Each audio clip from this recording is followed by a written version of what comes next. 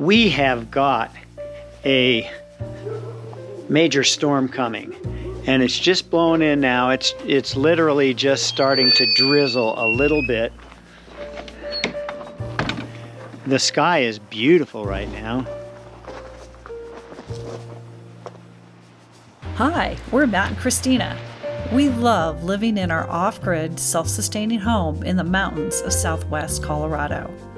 Since selling our front-wheel drive van Clarity, we've been waiting impatiently for our new all-wheel drive van and getting some much-needed house projects ticked off our list.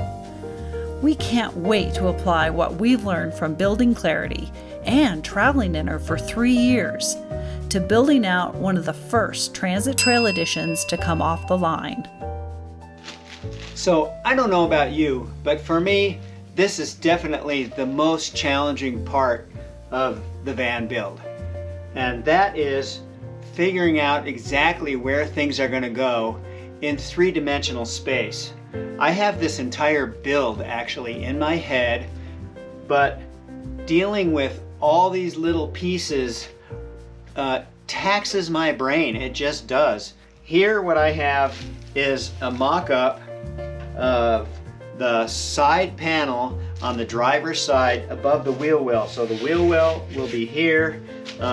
This will be the top, which is right underneath the bed. And the components I'm working with, I've got my 3000 watt inverter, I've got my MPPT charge controller, I've got my battery to battery DC charger, and then I've got my shore charge. I realized last night as I started to lay this out that I hadn't ordered it yet. So I cut out the size of the converter that I bought, and this is the shunt for my Victron monitor. And now I have to figure out what's going to be the best way to lay this all out. These batteries are 200 amp hour each lithium ion Renogy batteries, and I'm really psyched that these are going to actually be able to fit in this space sitting on a shelf on top of the wheel well. That's going to really help me out in the amount of space that I have up front in the van. So now I've got to figure out how the wiring is going to happen. And what I know so far is if I put these two together so that I've got my terminals right here, then I'll have my positive terminal that can go out to my positive bus bar and my negative terminal that can go to the negative bus bar, and then everything else ties into those.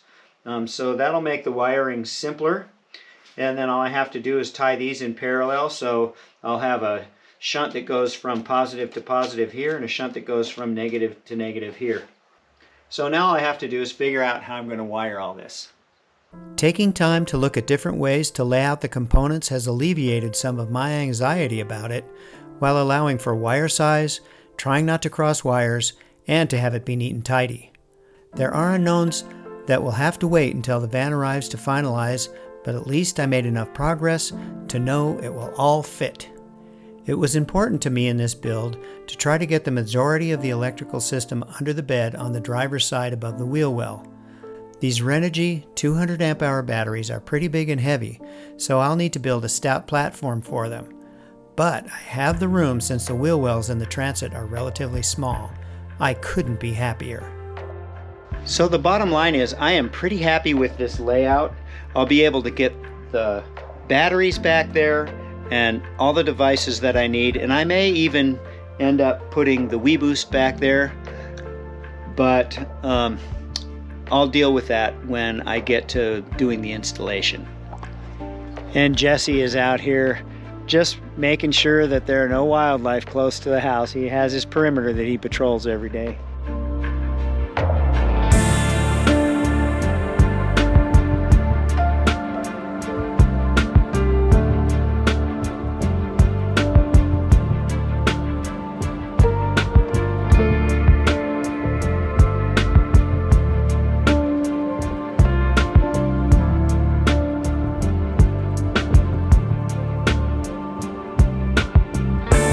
When choosing charging system components, I relied heavily on our experience of the last 3 years with Clarity 1. Although lithium-ion batteries can charge at rates up to 50% of the amp-hour capacity, 200 amps in our case, we're electing to use chargers that max out at 50 to 60 amps. This still allows us to top off in a couple of hours.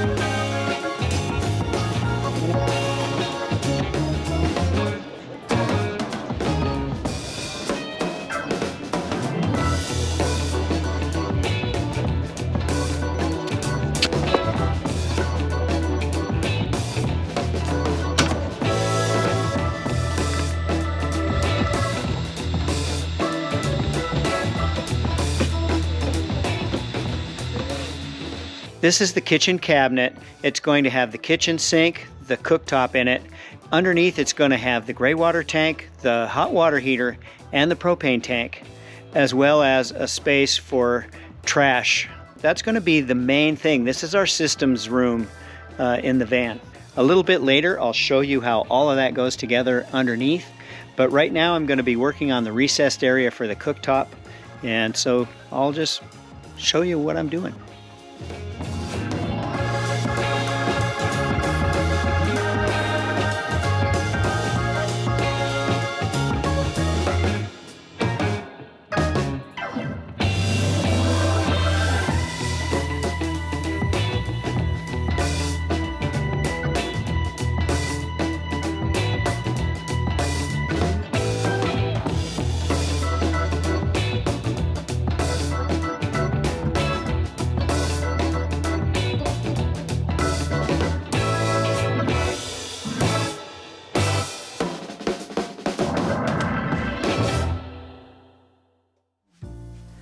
So now that I'm done with the template for the driver's side and the electrical system, all I need to do is flip that over, and now I have a template for the passenger side and the water system. The water system is very simple, and I have it laid out here for you. This is my water tank, and it's going to sit right on top of the wheel well, and then the water will come out of here. It'll go into the water pump, out of the water pump, through the filter, and this filter has to sit vertically, which this will be when it's on the wall, and comes out of the water filter into the expansion tank, out of the expansion tank to the sink and the shower, and to the water heater where the hot water will come out and go to the sink and the shower. Pretty simple. Right here where Jesse's standing is where the gray water tank is going to go, and I'll show you that because that is in the new cabinet that I just built that's going to be right next to the bed. So putting things in three-dimensional space is always the challenge, especially when you have such shortage of space. What I came up with in this situation was by protruding the gray water tank into the space where my water system is. That gives me more space inside this cabinet, and what I really like is there's still enough room for my water heater in front of the gray water tank. The sink will go here, and so the drain for the sink will come right down here, and I can actually plumb that right into this input in the gray water tank, and it keeps everything nice and consolidated and very accessible if I need to work on it. And now all of the plumbing is just in this area of the van. I love that. I made a recessed area for the stove like I did in Clarity so that the countertop can flip down over it. It'll help keep this from vibrating while we're driving, and also it makes it really accessible to the propane. I'm hoping this propane will be in a locker right here, but I can't really do any of this until I have the van because that propane locker needs to be vented underneath the van, and I have no idea where I'm going to be able to drill holes, so I need to be flexible on where I mount this. This way I have all my propane consolidated except for one propane line that'll have to go across the van over to the other side to the heater. Now I'm standing where we'll be walking up from the sliding door and into the van. And there'll be about a space around this much, but I'm not sure exactly how much it's going to be where this cabinet will be exposed. I am going to cut a door into that so that I can open it up and access the propane, but I will have to wait again until the van is here to put that in.